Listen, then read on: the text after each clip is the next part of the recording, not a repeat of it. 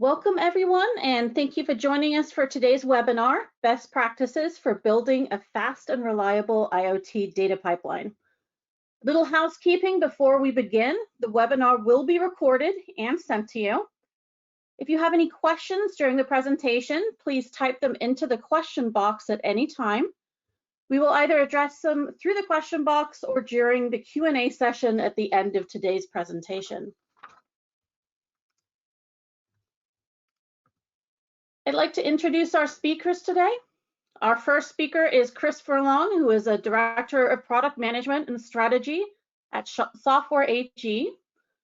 Chris has focused on business intelligence, analytics, and data management technologies for over 20 years, and has most recently been focused on the areas of IoT and streaming analytics. Chris will be followed by Jeff King, who's been working with the Windows Azure platform since it was first announced at PDC 2008, so quite a while. Within the Microsoft community, Jeff is a worldwide Microsoft Azure subject matter expert who continues to mentor in ongoing training programs. Our third speaker, Ryan Murray, is a principal consulting engineer at Dremio. Ryan previously worked in the financial services industry, doing everything from bond trading to data engineering lead. He is a PhD in theoretical physics and an active open source contributor. My name is Louise Westaby. I'm a Director of Product Marketing and Partner Marketing here at Dremio, and I will be your host today. Just quick run through the webinar agenda today. So we will obviously be discussing best practices for building a fast IoT data pipeline. So we're going to start with data ingestion. We'll then cover streaming analytics, including a demo. Jeff will then talk about data persistence and best practices in setting up your data lake storage. Ryan will then talk about doing your data analytics directly on the data lake. And finally, he'll close the loop by talking about training your machine learning models. So without further ado, I'll turn it over to Chris. Thank you very much, Louise. So hopefully you can hear me okay. So it's hard to talk about IoT data pipelines without talking about ingestion. So if I can have my next slide, please. And there's three areas I wanted to talk about. So the first one is connectivity. We need to connect the devices that are creating this data to something to get that data into the start of the pipeline. Device management, it may seem like a small step outside of the pipeline, but there's a lot of value in capturing additional data. So we'll talk a little bit about that. And then actually, how do we model this? What does the domain model look like for IoT data?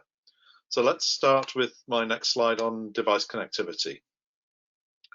So to give you an idea of the sort of spectrum and scale of this out there, we see hundreds and hundreds or thousands of different devices and gateways, hundreds of protocols, some of which you may have come across: OPC UA, Sigfox, lightweight M2M. So there's a huge challenge here in this first step of actually how do I connect these devices. And we also see some devices of which there is no standard connectivity for. So we also need to look at what SDKs are available to connect things, as well as MQTT and REST and things like that. So I put a couple of small screenshots on here from our device partner portal. There's hundreds of devices listed in there that we've worked with on partners and around connectivity. So the scale of this, I think the first stage here really is understand what's out there that you're trying to get data from and how you're going to do that, what protocols are involved. To give you an example of that, on my next slide, I've got a few examples that we see out there. So this very first example, this paint robot, this is quite a long established manufacturer, and as you can see, they already had data recording capabilities on top of their paint robots. But the nature of their business is they want to do not only their analytics in an IoT platform in the cloud, but they are also doing it on the edge, because they really want to empower their operations and factory teams to analyze that data in real time. Think about a paint robot on a car. a fault in that can cause a repaint, which has quite a significant cost to it. We see other organizations where they've got some sort of gateway in place, and more of a thin edge device, and they're working in the cloud. Or other examples where there's just a vast array of sensors around smart buildings, where they may put some sort of IoT gateway in at the building level to forward all of that data on into the cloud. So there's multiple ways people are kind of staging this connectivity through either thin edge devices and sort of IoT connectors, through to thicker edge devices where we can do some analytics, right the way through to cloud-based platforms where there's a whole host of additional capabilities. Now, my next slide, please. So device management may seem, as I say, slightly out of sync with this kind of data pipeline thing. But if you think about it, in connecting a device and managing it, we're also gathering an awful lot more data about it. So how's it connected, the location of it, what firmware version is it, what's the configuration on it. So device management not only gathers all of that, but of course lets you interact with the device and upgrade the firmware on it, remotely control it. So it's a very valid and important part, not just in the kind of the data pipeline, but in an IoT story in general. You know, connectivity is the first bit, management is the next piece. So can I have my next slide as well, please? So I think this is where we get well back on track and get into this pipeline. So how do we capture this data? And we broadly look at this in 4 buckets. Inventory, which is the detail of the device or the assets, the configuration and the metadata of it. Measurements, events, and alarms. We have kind of 4 big buckets we populate data in. And how we approach this now, certainly within the SoftwareAG IoT products, directly influences how that data presents itself further downstream in the data lake for deeper analysis. So I have my next slide, and we'll take a look into these buckets in a little bit more detail. So on the inventory side, what you want here is you want this to be extensible, so you can capture both the logical view of the devices and the physical view of it. You want this to be extensible, so you can attach your own potentially asset IDs or any other data you want. And of course, to get value out of this, you want it to be searchable. You want to be able to group similar types of devices, identify devices that maybe are on an old firmware version. So you need to be able to look at that data as well and query it and group it, etc. Can I have the next slide, please? Measurements. This is time series data. You know, it's really that simple. Every measurement coming in has a timestamp and it belongs to a device. Sometimes we'll get multiple values from a device from different sensors on it. A device does not necessarily equal a sensor. There may be multiple. And we need to give you some methods of visualizing this in both in real time, and we'll talk about streaming analytics in a minute. Events being a slightly different kind of variant of measurements. So events may be, if you're thinking about geolocation, the device has moved or the truck has moved. We see events being something that maybe even in some use cases we've seen triggers an image. Something's happened and a device takes an image of what's going on, and we store that with some associated data. So you need to think about that from, you know, different data types in there as well. Can I have the next slide, please? And the final important one is alarms. Something's happened. How do we capture that? How do we manage that? What's the life cycle of it? So alarms have a life cycle, and you may have more status than active, acknowledged, and cleared. There may be more statuses there. So you need to think about what that looks like and how to represent that. So the next slide actually sums that up quite nicely. The key here is extensibility.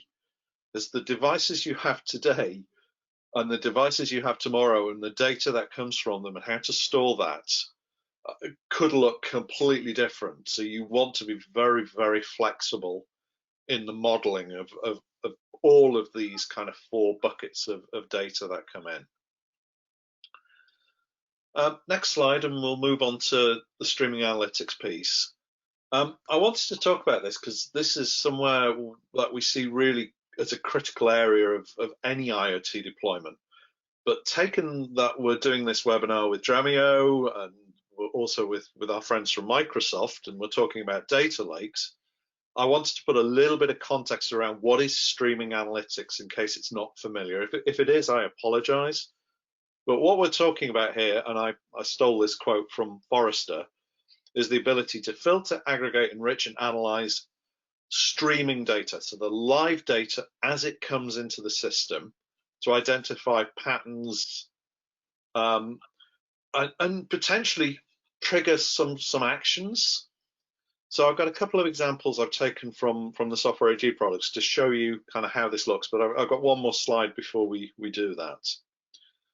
And that's just to put this in context. You know, the data lake side and what we do with Dremio is all about data at rest. The streaming analytics bit is even before we get there, we can operate on this data as it hits all of the platform, be it on the edge or in the cloud.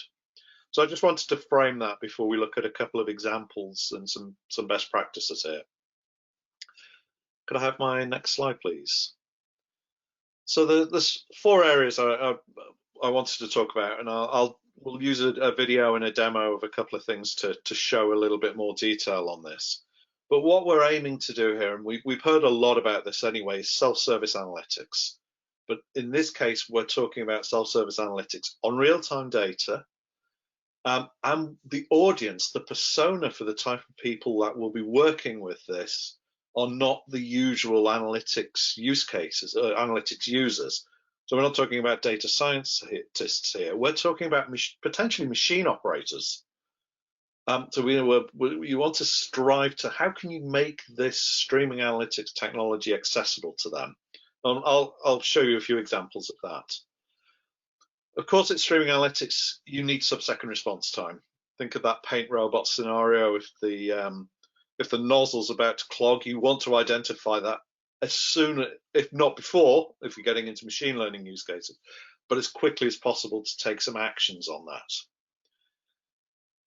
Combining streaming analytics with machine learning is where we can start thinking about predictive analytics use cases.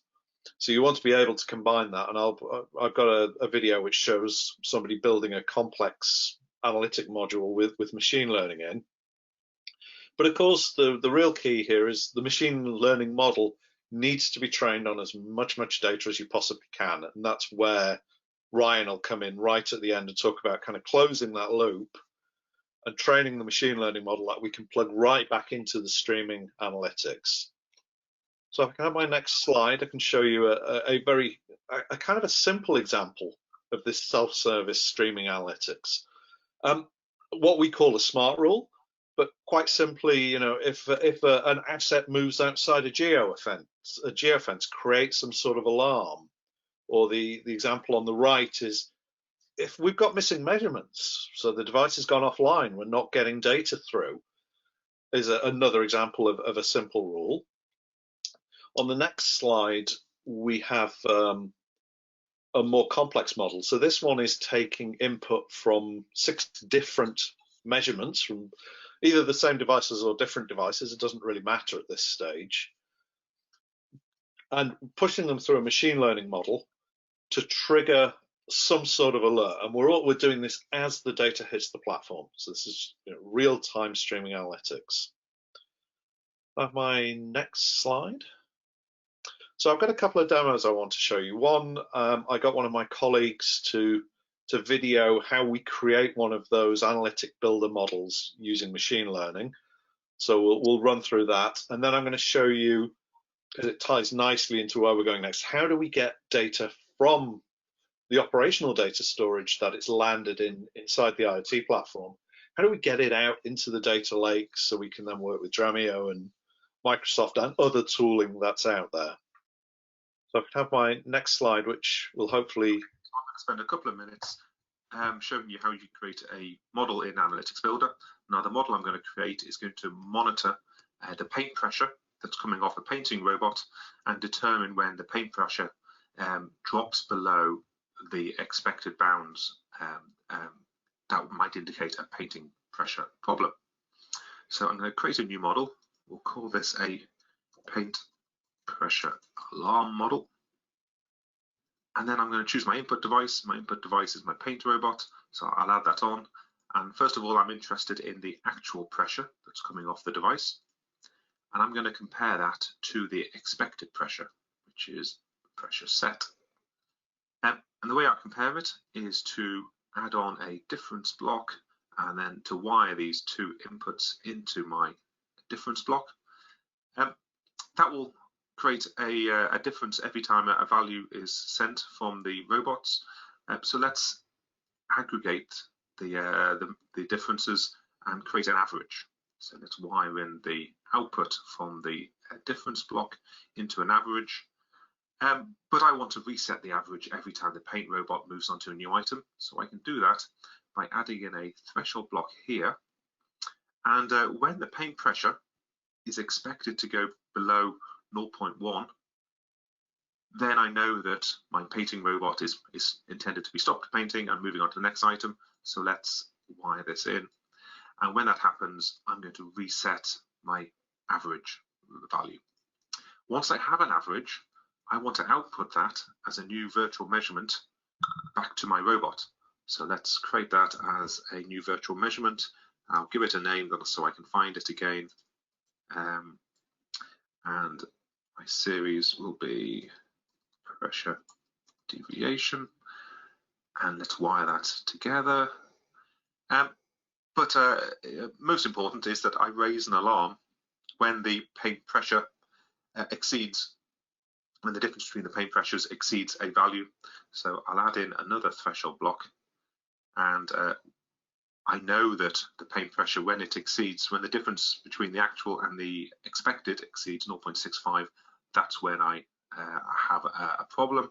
So let's wire that in. And when I have a problem, I want to output an alarm back to my paint robot. So I'm going to choose the alarm output. The alarm type will be a painting quality alarm. And let's give it a message, pressure problem, and the severity is going to be major. And let's wire that together. And there I have a model that's working against a painting robot that's looking at the incoming actual pressure. It's comparing that against the expected pressure, working out an average, and then sending that average out, one as a virtual measurement, and then two, comparing it against a threshold. And if it exceeds that threshold, then it's going to raise an alarm.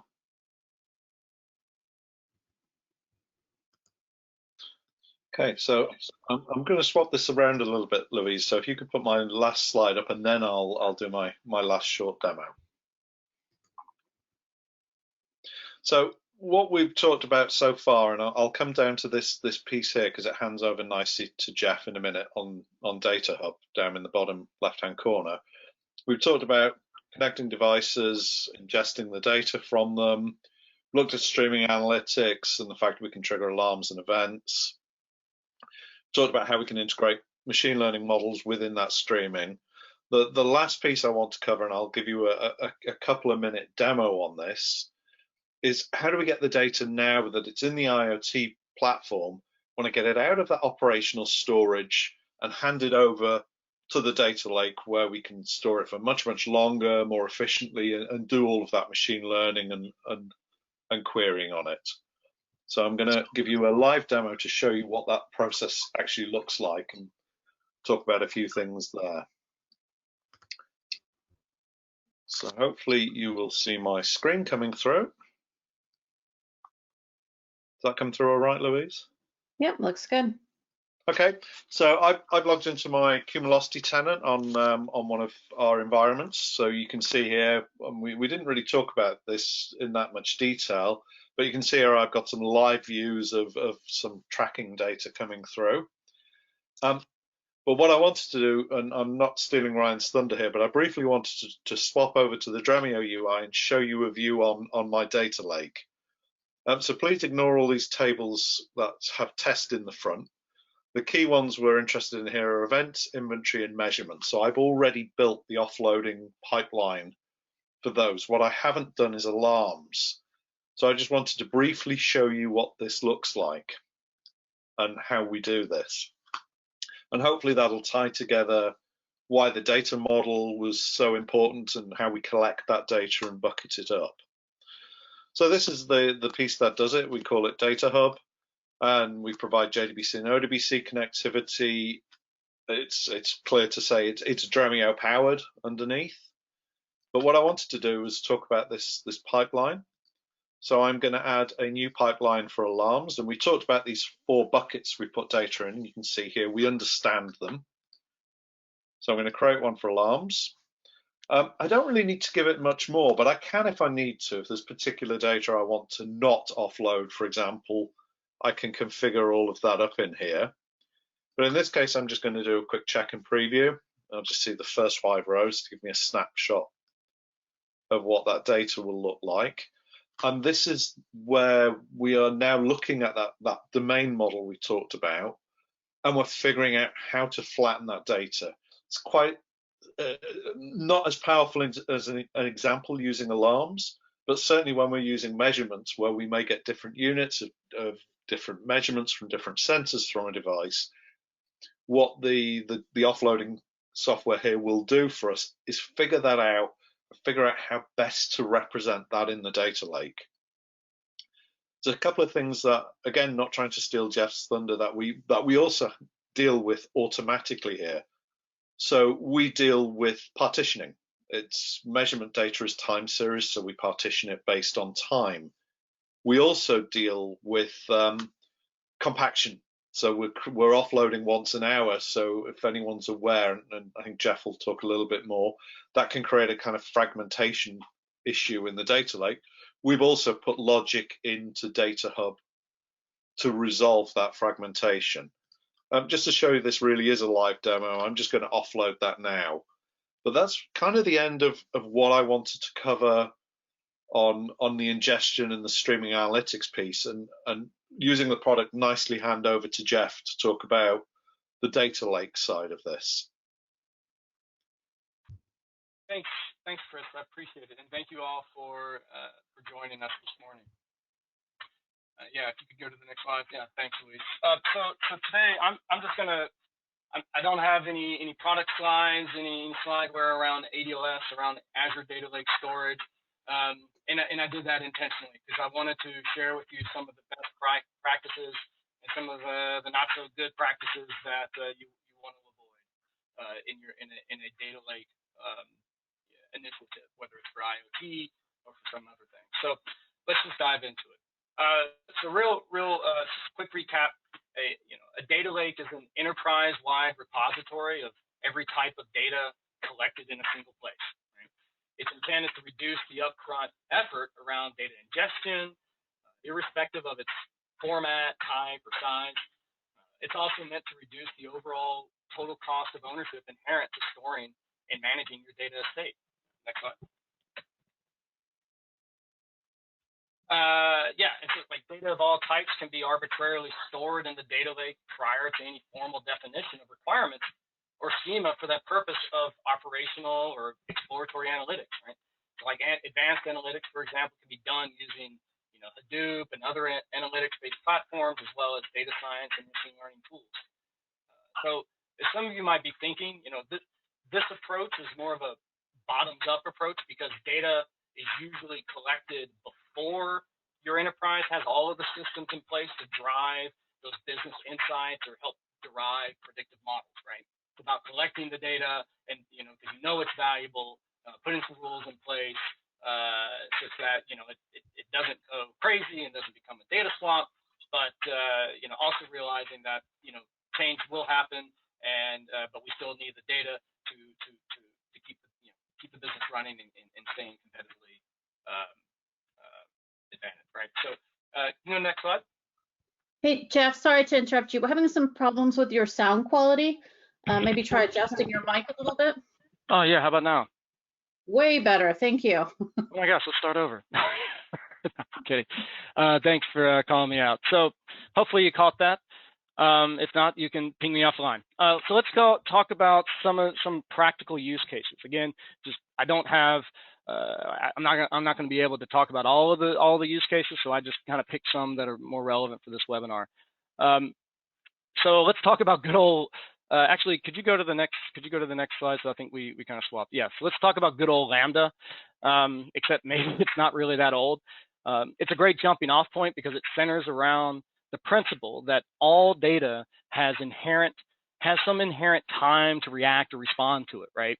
And that an enterprise should build an architecture which allows them to be flexible and pragmatic at the same time.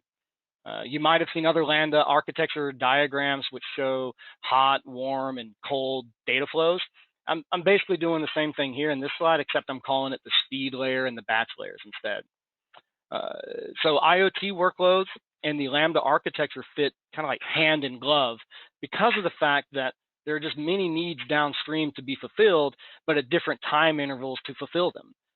So operations, for example, will likely have the shortest time to react and will therefore likely be a downstream consumer of the speed layer. Business analytics users rarely need to derive business decisions on the speed layer because they don't need per second or per minute latencies. So rather, they're more likely to prefer data that has been cooked and curated and cleansed and possibly even enriched in upstream processes and where a batched approach is much more practical. All right, so could you go back to the data science? That one previous. Yeah, thank you. So data science is just another really good example that highlights the intrinsic benefits of how a data lake can help build better models faster. Typically, you would set up a sandbox to do some data prep and so on. That data would typically come from either the raw or the curated data streams.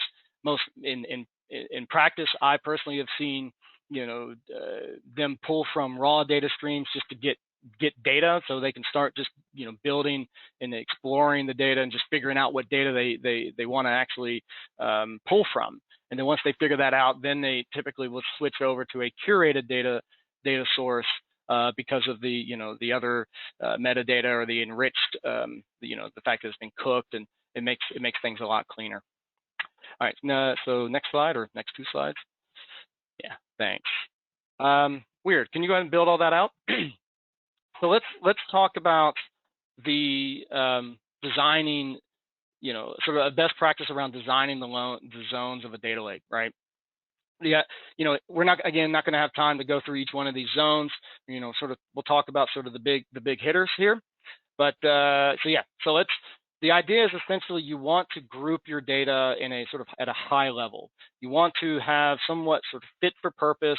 You have some sort of functional grouping or purposeful grouping of the data in your lake, right? That just helps. That's one of those basic rules, right? We're going to quickly go through some of these zones in a little bit more detail. Next slide. So starting off from the left, we've got the raw data zone. It's kind of implicitly understood what this is for. The data is typically stored in the native format of which it was received. It's it has the exact copy of the data that came from the source. It's usually it's raw, right? It's like the Wild West sometimes. This is really where the data lifecycle begins, and as such, and given the implications to that, it's also pretty locked down. Most access is highly restricted, and it's usually not involved in operational processes, but rather is the beginning of such operational processes, which would probably pull down from other downstream zones. So let's go to the next slide. We'll talk a little bit more about that. So in the transient or temporary zone, this is used on a case-by-case basis in some scenarios, and particularly in IoT scenarios where you may have to do some debouncing, debanding, deduplication, you know, things like that. You know, you may elect to actually have something upstream from the raw data zone, especially if you know, if you've got IoT type of data sources, right? And again, where you're ingesting data directly into a data lake. So it's not often used, but when it is used, it's actually pretty effective. Next slide. Yeah, so sandbox, right? Because going back to the sort of the data science scenario or a machine learning scenario, or anyone who, even if you're trying to build a dashboard, right? You know, you usually want to have, you know, create just a creative space, right? You want to give your business, you know, your analytics folks, your data scientists, you don't want to inundate them with a bunch of rules and processes and governance and all that. You want them to create, and you want to give them the space and the freedom to do that. So you typically in the sandbox, you know, you don't have a lot of data governance. There's even no guarantee that the data is you know, of top-notch quality, but that's okay because you're prototyping, right? That's exactly what a sandbox is kind of for. So let's go to the next slide. Curated data zone. So this is usually where all data will eventually flow into, and then eventually it would probably flow out of this and get archived. But a curated data is, you know, you're going to have, you know, it's where the data is enriched, it's clean, it's where, you know, a lot of your business decisions are made because the data that's in this zone is feeding, you know, downstream, you know, dashboards or even a traditional data warehouse, things like that, right? Like this is where, you know, this is the quality, right? This is the prime, this is the good stuff. And as such, you know, you're also going to have, you know, your sort of typical data governance and access policies implied here, you know, like row and column level access, you know, tag-based governance policies. You know, a lot of that would actually or usually are applied in the curated data zone relative to the other zones. Next slide. Yeah, let's go ahead and build this out. I thought I removed animations. I apologize. So, you know, now that we've kind of covered sort of the high-level grouping of the data into sort of these functional zones, let's double-click into how you might actually organize your data within some of these zones. You know, data organization is critical to an enterprise's successful data lake implementation. You know, if you believe that data democratization allows an enterprise to achieve business agility necessary in today's environment, then you'll certainly want to pay attention to this. And just for sake, I believe that data democratization, you know, allows an enterprise to achieve the agility that they require. There are many ways to organize your data. And as you can see on this slide here, there's a lot of them, you know, and all of them have their place and purpose. We'll go over a few of them shortly, but I just wanted to share with you some of the other ways on this slide. The main takeaway here is that you just want to make sure that you have some basic rules in place, basic structure, basic organizational rules, that you have them in place before you start receiving data. Otherwise, your data lake will undoubtedly become a data swamp. Right, and then that's an unsuccessful implementation. You'll lose the investment of the business stakeholders, and you're back to data silos and the way things kind of are today. And we don't want that. Next slide, please. So I'm going to start going through some of these practical examples of how you might want to organize the data. Right. So here, you know, starting sort of this is actually a pretty typical sort of first approach that I've seen most organizations take. We say, all right, we're gonna organize the data under sort of this general subject area, right? And as an example here, it's sales, right?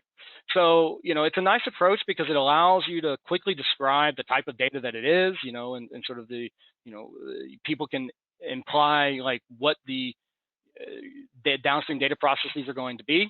The drawback is that there aren't really any obvious security organizational boundaries. But in this example, we have, you know, data landing into the raw zone under the sales subject area as the topmost folder, the data source being, you know, Salesforce, you know, underneath it, and then, you know, year, month, day from there. And then once the data is eventually pushed into the curated data zone, it has that data zone has its own sort of data organization, right? Where it's instead of subject area, it's well, what's the purpose? What type of data is it? Is it an aggregate? Is it aggregate by how is it summarized? Things like that. So this is actually another key point, right? The organizational rules aren't necessarily don't think that you have to have the same rules for all of the zones across your entire data lake, right? Because that's just also impractical. It's a little draconian as well. It's all, the organizational rules are going to be, they're going to be sort of inherent or contextual to the zone in which the data currently resides, right? Next slide. So yeah, you can go ahead and build it out as well. So, this is a slight deviation from the previous example, where in this case you have the organizational unit, as the topmost, right? So here, you could have, like in this case, you're going to have sales geographies. We have an East Division, so there's probably a West, North, and South Division as well. If you care about security and data governance at the sort of organizational unit level, then this might be the approach that you would want to take. The drawback, of course, is that you could be introducing unnecessary data silos and also data and duplicate data just because of the division that you put at the top. Going quickly through some of the other ones. So here is an example of where you might imply or it might introduce the notion of flow, whether data is coming in or coming out. This has value in ETL pipelines, for example. I wouldn't necessarily put this in a curated data zone. It doesn't really make a lot of purpose. And it's also obvious, what does out mean and so on. But it can have some value. Let's just quickly summarize on sort of the do's and don'ts here. You really want to be hyper vigilant on making sure that the data is easily discovered. You want to make sure that your governance, that you organize the data such that your data governance and policies are going to be easily applied. But really, you want to make sure that your data is organized in such a way that is optimized for retrieval, right? That's really critical. Now let's talk about some of the don'ts. Let's go to the next slide.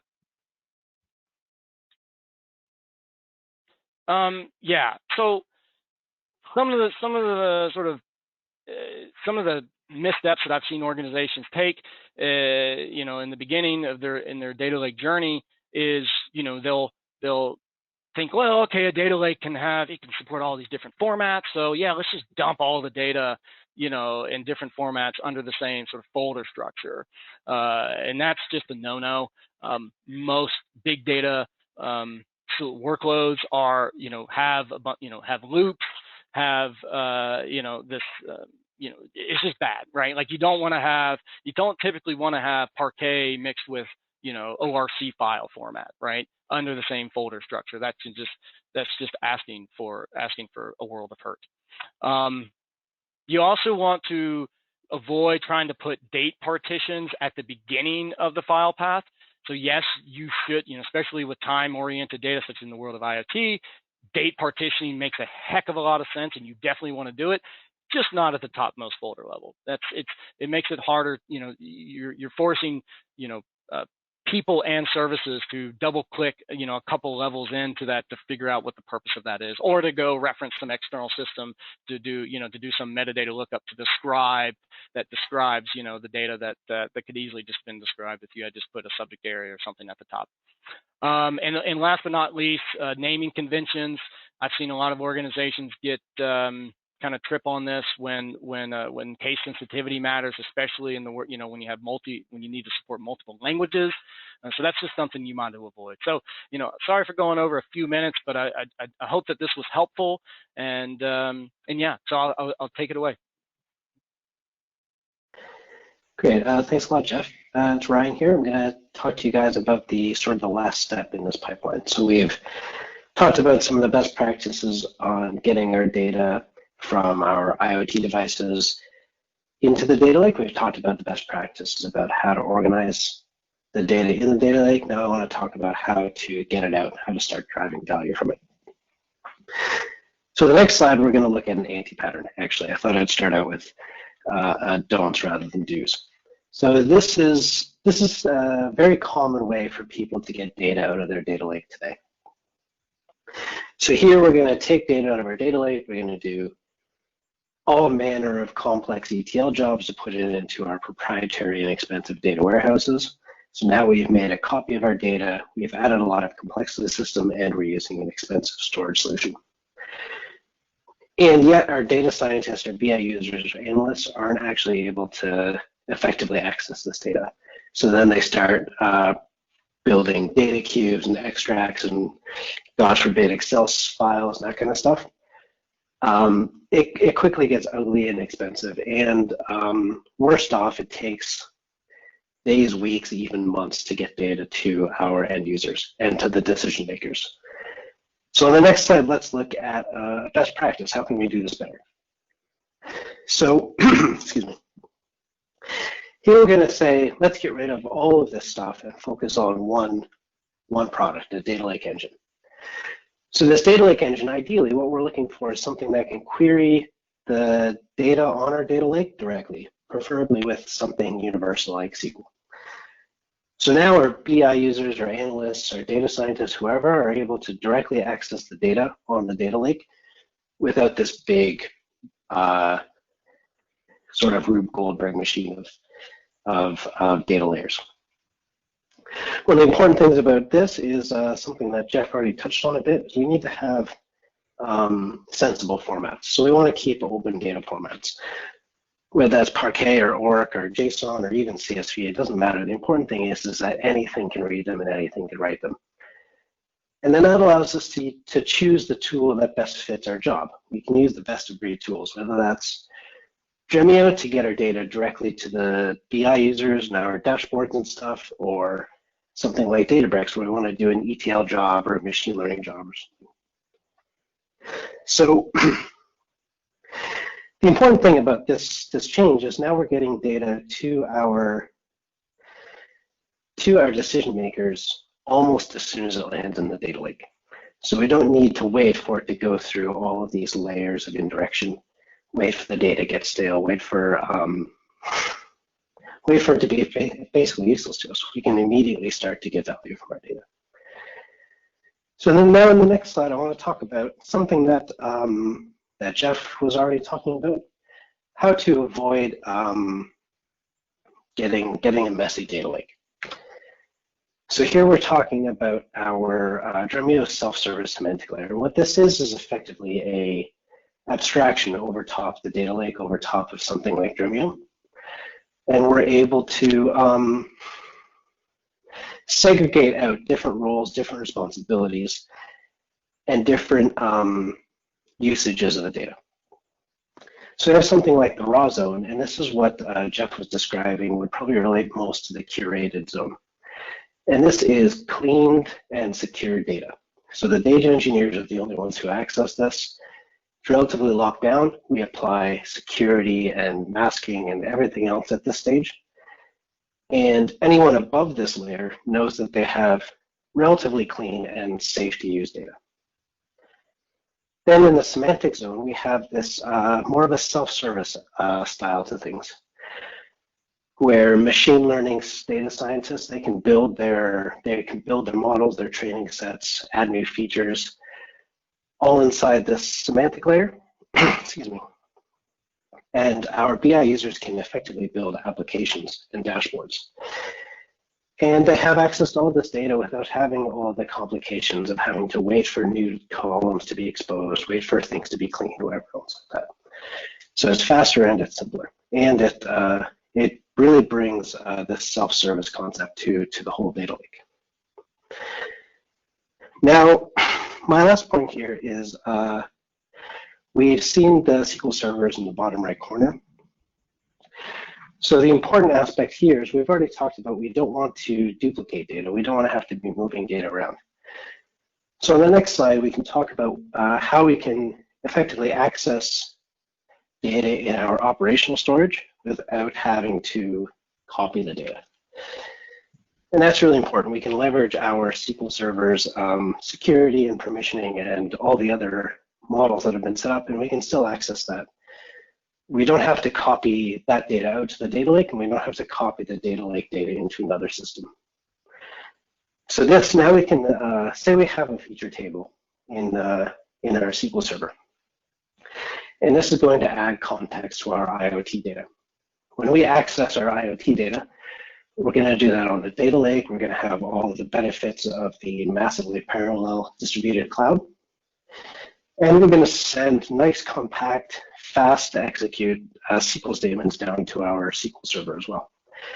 And then we'll be able to do that joins in the data lake engine on the fly, and then present those results to our users. So we can still gain all the important data from our operational data systems without having to copy any data. Now, if we have a very large table on our operational database, we don't always want to have to constantly be sending SQL queries down to that. So we can use Dremio's data reflections to effectively act as a cache to move this data onto the data lake. Now you're saying, well, we just copied the data, but at least this copy is ephemeral. It's governed and controlled by the data lake engine, and it's not a complete copy, I guess is what I'm looking for. It's at least as controlled. And so those are the best practices. I want to pull this all together now into closing a loop and bring this back to the machine learning algorithms that Chris was talking about earlier. So we can go 2 slides ahead, please. Yes, great. So now we have our data in the data lake. We have our way to access it. How do we actually get real-time value out of this data? Well, one of the great things about this setup is it's really easy to search for data. A lot of surveys show that people spend anywhere between something like 50 and 80% of their time searching for data scientists. So with the semantic layer, we're actually able to do this data searching much, much faster. That allows the data scientists to very quickly move on towards building their data model. They can clean and transform the data, and that lives in the data in the semantic layer. And we are able to get stuff like this pre-processing then becomes reproducible. We've got a record of how it happened, and we can do it again. And because we don't have to wait for this data to propagate up and down the stack, we can very quickly iterate new models, add new features, validate these models, and put them into production. And putting them in production allows us to loop it back into the streaming architecture that Chris was talking about. So once these models are published, then they're active and live, and we can start hitting them inside of the streaming model. So finished right on time, I think. I think we can hand over to Lise. All right, thanks, Ryan. So we'll go ahead and take some time for questions. Be sure to type them in the question box in your control panel. It's likely on the right-hand side of your screen there.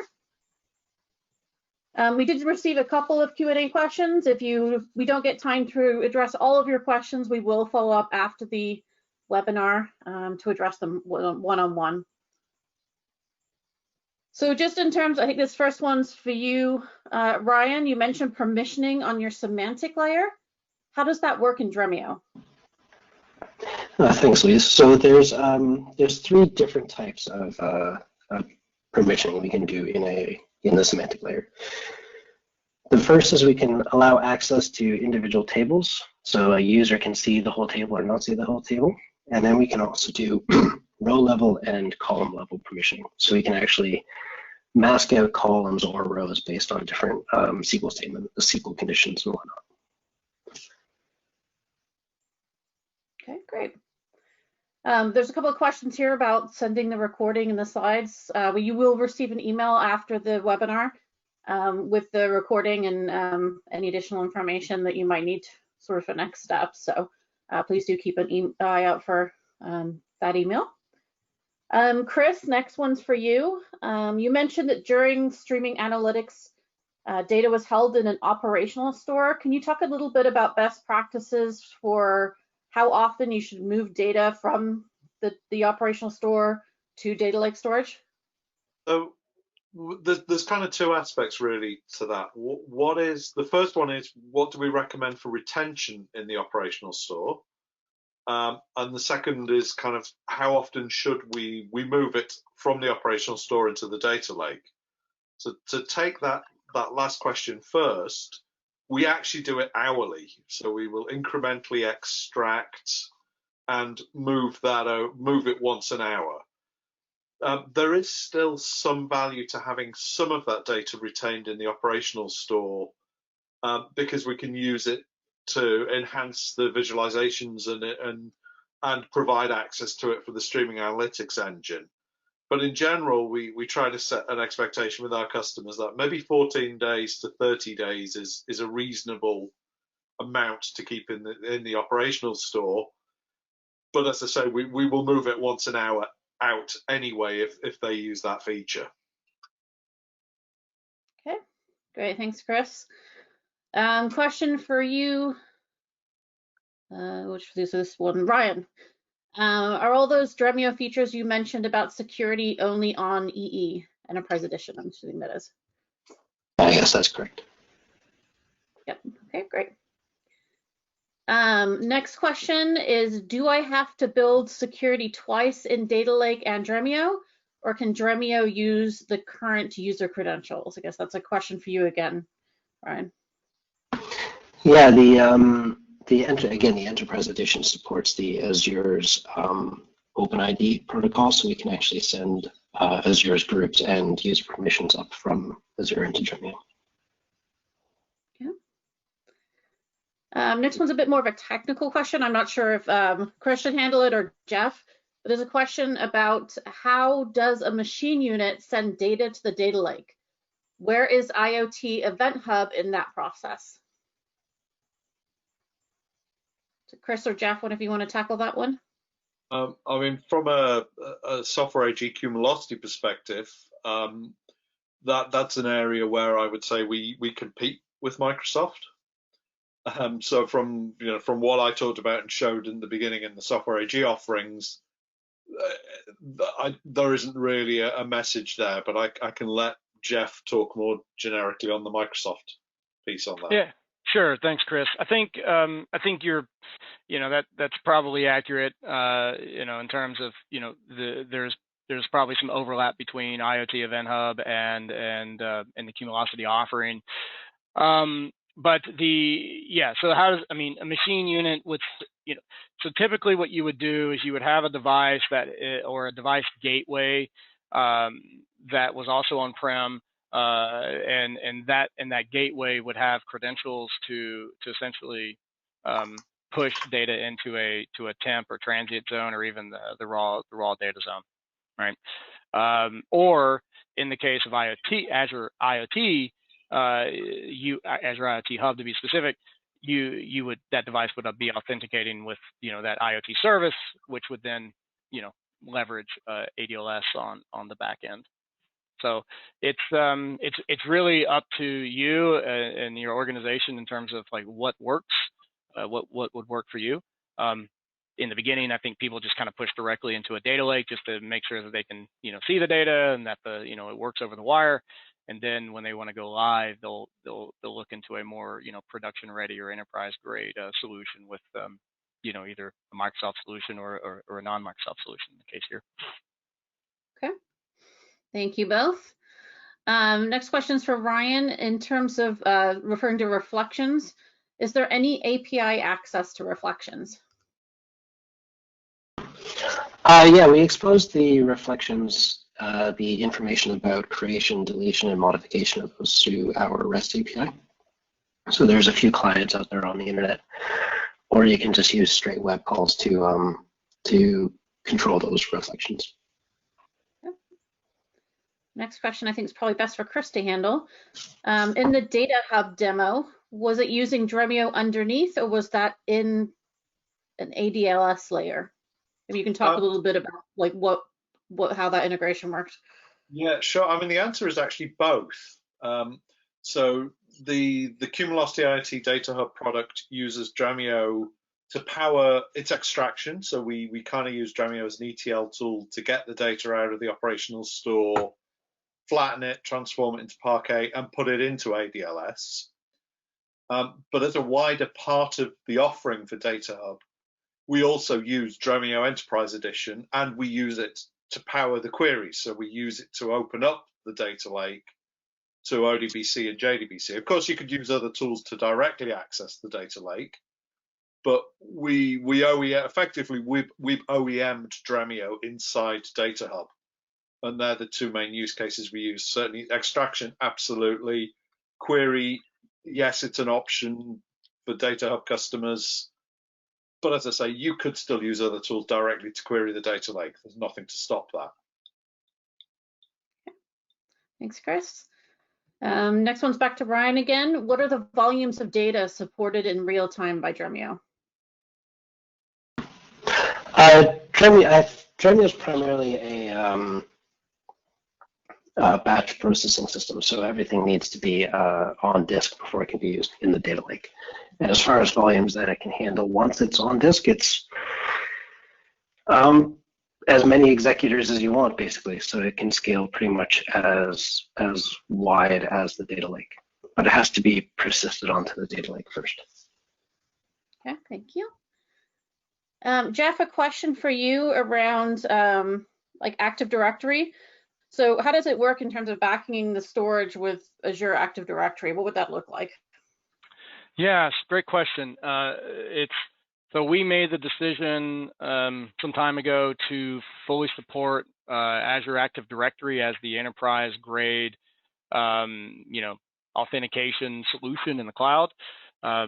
So yeah, if you have an AAD tenant and you want to leverage that tenant in ADLS, you would leverage, or you would apply ACLs to your files and folder structure in your ADLS account. So these are POSIX ACLs, and these ACLs are essentially enforced by they're enforced by us, but the authentication is handled by AAD. Okay, thanks, Jeff. And I think we have time for one very last question. This one's from Ryan. Does Dremio support Kerberos authentication for data sources it connects to? For some or most. So for Hadoop, HDFS, Hive, those kinds of things, yes. I believe that one or two of the relational services, but not all relational databases. So it might be SQL Server it does, Oracle it doesn't, something like that. I don't remember the detail off the top of my head. Okay, we can follow up with some additional detail on the answer to that question too. So great. Well, thank you, everyone. A big thank you to your speakers, and for those of you who attended today. Please do check out these links here for additional resources. Thanks again for joining us today, and we will see you next time.